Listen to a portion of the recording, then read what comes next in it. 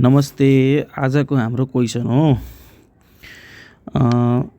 An square plus n is even. यो स्टेटमेन्टलाई हामीलाई प्रुभ गर्नु छ र प्रुभ केले गर्नु छ भने प्रिन्सिपल अफ म्याथमेटिकल इन्डक्सनद्वारा प्रुभ गर्नु छ है। हामीलाई यो स्टेटमेन्टलाई केले प्रुभ गर्नु छ भने कुन मेथडद्वारा प्रुभ गर्नु छ भने प्रिन्सिपल अफ म्याथमेटिकल इंडक्शन द्वारा प्रिन्सिपल अफ म्याथमेटिकल इंडक्शन द्वारा प्रुभ गर्नु छ है।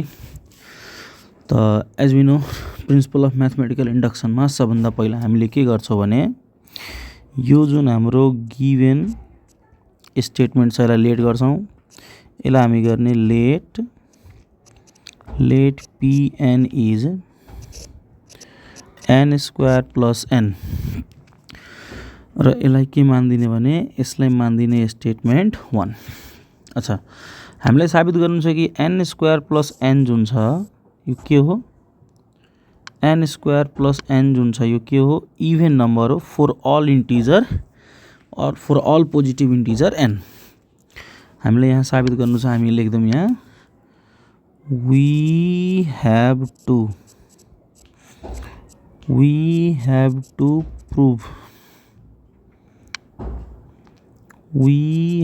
to prove that Pn is true for all positive integers n र प्रिन्सिपल अफ म्याथमेटिकल इन्डक्सन द्वारा प्रुभ गर्नुको लागि हामीले दुईटा स्टेप भेरिफाई गर्नुपर्छ, दुईटा कुरा भेरिफाई गर्नुपर्छ। एउटा हो बेस स्टेप, यसलाई हामी 1 भन्छौं। बेस स्टेपमा हामीलाई के हेराउनु छ भने कि p अफ 1 जुन छ त्यो के हो, ट्रू हो। ओके, त्यसको लागि हामीले के गर्ने भने यहाँ 2 so that p1 is true put n equals to 1। Then यो n equals to 1 कहाँ पुट गर्ने भन्दाखेरि स्टेटमेन्ट 1 मा, यो स्टेटमेन्ट 1 मा पुट गर्ने है। अब हेर्नुस् त यहाँ यो भयो हाम्रो p अफ 1 भनेको 1 स्क्वायर प्लस 1 यानी कि 1 प्लस 1 यानी कि 2। र हामी हेर्न सक्छौं कि यो 2 जुन छ यो के हो, इभेन नम्बर हो। 2 इज इभेन नम्बर। सो हामी भन्न सक्छौं clearly p of 1 is true. त हामीले यहाँ हेर्न सक्नुहुन्छ हामीले बेस स्टेप जुन छ भेरिफाई गरिदिए है। अब हामीलाई के गर्नु छ भने एज वी नो यहाँसम्म पुग्नु भएको छ भने पक्कै पनि तपाईलाई जानकारी छ। अब हामीलाई के गर्नु छ भने इन्डक्सन स्टेप भेरिफाई गर्नु छ। यसलाई हामी इन्डक्टिभ स्टेप पनि भन्ने गर्छौं या स्टेप 2 पनि भन्ने गर्छौं है। इन्डक्टिभ स्टेप या स्टेप 2। यसको लागि सबभन्दा पहिला हामीले के गर्ने भने लेट pk इज ट्रू। हामीले के गर्ने भने यो स्टेटमेन्ट जुन छ हैन n बराबर k को लागि के छ, ट्रू छ भनेर हामीले मान्दिने हो। अब यदि n बराबर k को लागि यदि यो स्टेटमेन्ट ट्रू हो तब हामीलाई के साबित गर्नु छ भने कि यो स्टेटमेन्ट जुन छ त्यो हाम्रो pk प्लस 1 को लागि पनि के हो, ट्रू हो।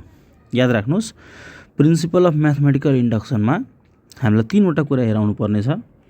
एक त पहिला के हेराउनु छ भन्दाखेरि कि p अफ 1 को लागि स्टेटमेन्ट ट्रू छ।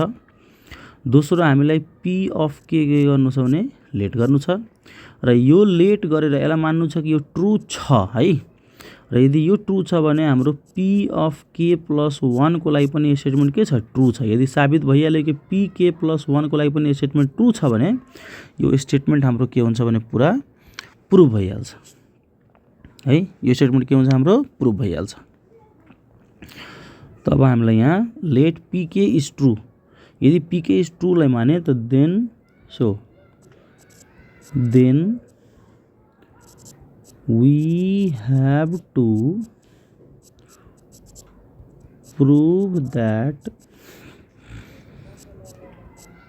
pk plus 1 is also true। अब हामीले n बराबर k मा यो रिलेसन के छ ट्रू छ भनेको भने के स्क्वायर प्लस के। ओके, अब हेर्नुस् के साबित गर्नु छ हामीलाई कि यो हाम्रो के स्क्वायर प्लस के जुन छ त्यो के हो इभेन नम्बर। यसलाई हामी लेट गर्दौँ है। यसलाई के लेट गर्दौँ भन्दाखेरि 2m जो कि केवटा इभेन नम्बर हो है। यसलाई साबित गर्नु छ कि यदि हामीलाई साबित गर्नु छ हामी माने कि के स्क्वायर प्लस के जुन छ त्यो के हो इभेन नम्बर हो। यसलाई कति मानिदिए हामीले 2m भने यसलाई हामीले मानेको हो। त यहाँ के लेखिदिने, यहाँ लेखिदिने से र यसलाई मानिदिने के स्टेटमेन्ट 2। अब हेर्नुस् हामी यहीँबाट फ्रम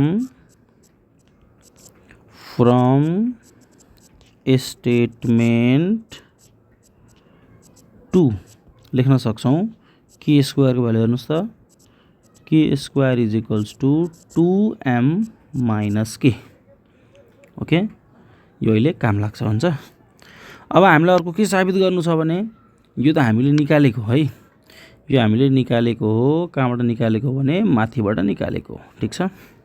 अब हामीलाई साबित गर्नु छ कि हाम्रो पी के प्लस 1 के छ ट्रू छ, यानी कि n बराबर के प्लस 1 को लागि पनि यो स्टेटमेन्ट के छ ट्रू छ।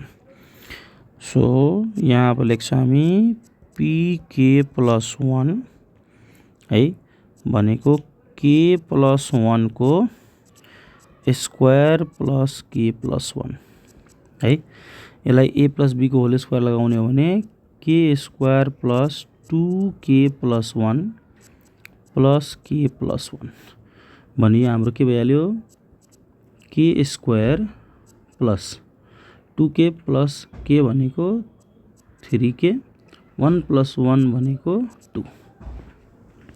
अब यहाँ हाम्रो यो के स्क्वायर को जुन ठाउँमा हामीले के गर्ने भने यो भ्यालु पुट गर्ने हो। अब यहाँ यो भयो 2m माइनस के प्लस 3k प्लस 2 यहाँ लेखिदिने हो बिकज फ्रम स्टेटमेन्ट 2। तो यो आयो हाम्रो 2m प्लस 2k प्लस 2 यानी कि 2 bracket m plus k plus 1 यसलाई मान्दिने हामी स्टेटमेन्ट 3। ल अब हेर्नुस् त हामीलाई मेन साबित के गर्नु थियो, हामीलाई के साबित गर्नु थियो भन्दाखेरि कि n स्क्वायर प्लस n के हो इभेन नम्बर हो। त पहिला हामीले बेस साबित गरे है कि p1 को लागि यो स्टेटमेन्ट के छ इभेन छ यानी कि ट्रू छ। त्यसपछि pk लाई मानिदिए कि यो स्टेटमेन्ट भने n को ठाउँमा के राख्दा यो स्टेटमेन्ट के छ भने सही छ। अब यदि यो साच्चीकै n square plus n even हो त हाम्रो pk प्लस 1 को लागि पनि यो स्टेटमेन्ट के आउनु पर्यो इभेन आउनु पर्यो। ल हेर्नुस् त pk प्लस n को भ्यालु कति आएछ हेर्नुस् त यहाँ आफै 2 bracket m plus k plus 1। त जब हामी यो होल स्टेटमेन्टलाई हेर्छौं त यो होल स्टेटमेन्ट हेर्नुस् त हाम्रो 2 ले डिभिजिबल छ कि छैन छ र any number divisible by 2 is what even number. यहाँ हेर्नुस् त यो पोजिटिभ पनि छ हैन, पोजिटिभ पनि छ र प्लस हाम्रो 2 ले डिभाइड पनि भइरहेछ भने यो पनि नम्बर के हो इभेन हो। यानी कि pk प्लस 1 पनि के भयो ट्रू भयो। अब हामी लेख्छौँ है, अब हामी यहाँ लेख्छौँ, ठिक छ। हेर्नुहोस् यहाँ लेख्छौँ हामी क्लियरली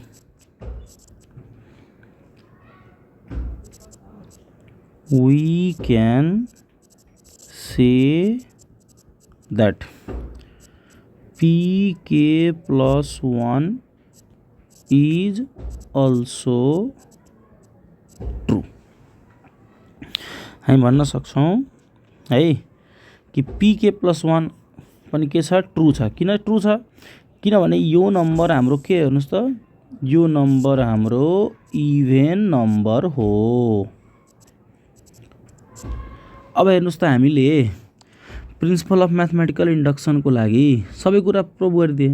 हामीले पी अफ 1 पनि ट्रू हेराइदिए, त्यसपछि पीकेलाई ट्रू माने, अनि यसको मद्दतले हामीले पीके प्लस 1 लाई के गरिदिए, ट्रू गरिदिए। भनेपछि हाम्रो स्टेटमेन्ट के भयो, प्रुभ भयो। त अब हामी यहाँ लेख्छौँ हेन्स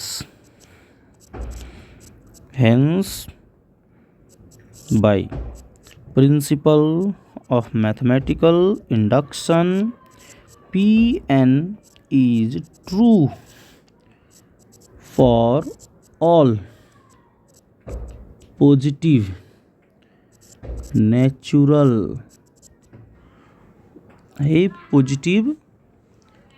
positive integer